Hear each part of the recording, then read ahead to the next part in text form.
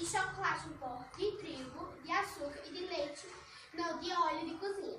E vamos começar com 8 colheres de trigo, já tem aqui, e 4 de chocolate em pó, e 4 de açúcar, e também vamos usar 4 de óleo.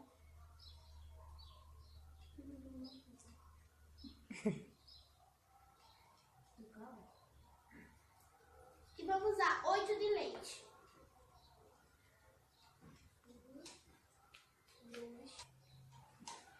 4, 5, 6, 7 e 8 colheres. E agora eu vou misturar.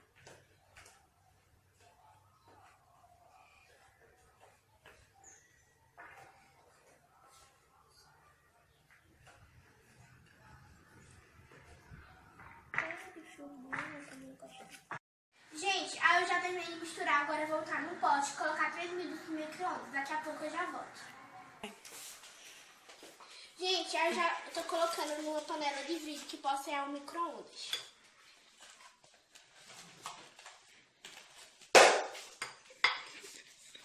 Não é pra você... Sim, agora eu vou colocar 3 minutos no micro-ondas. Olha, gente, aqui tem pra ficar melhor ainda, eu vou colocar uma cobertura que já foi a mostrar aqui no canal.